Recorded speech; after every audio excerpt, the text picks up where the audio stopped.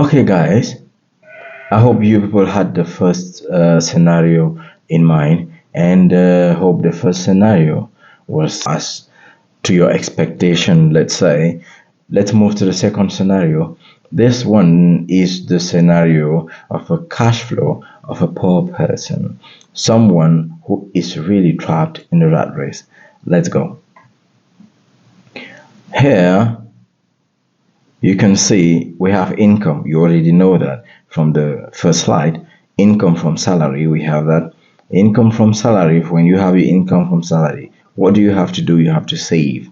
Now, what does a poor person do? When they have income from salary, it goes directly to expenses. Some persons might say the income is not enough, so they have to spend it all. Okay, now when you spend it all, where are you going to? So, what are you doing to increase your income? Whatever.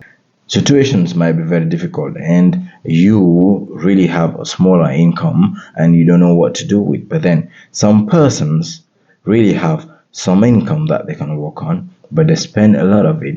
Why? Because they live a lifestyle that is not to their level. They want to compare with some persons, or they want to show to the society that they have some level of income.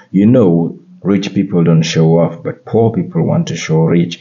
That's the reason why. Let's move on. Now you have salary. From salary goes straight to your expenses. That's liabilities. And in liabilities, you know what we have already: mortgages, feeding, rent, loans, cars, houses, aid, monthly subscriptions, bills, and what have you.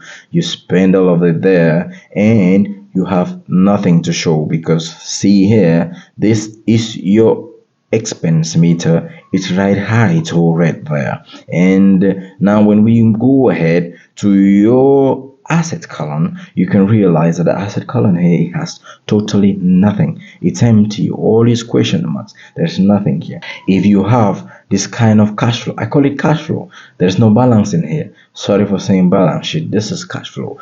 Cash just flows from salary down to expenses, and that's all. It flows in and it flows out. There's nothing like balancing here.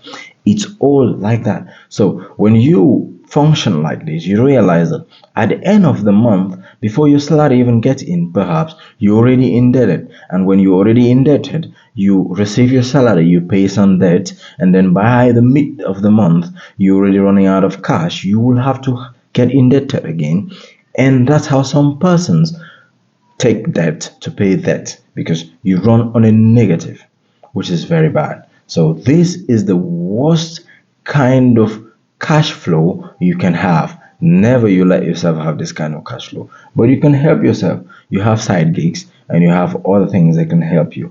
You can do better than you think you're doing right now. Trust me. So now with this in mind, let's go to the next cash flow. Cash flow of a rich person. Cash flow of someone who is already at a certain level. So let's go ahead.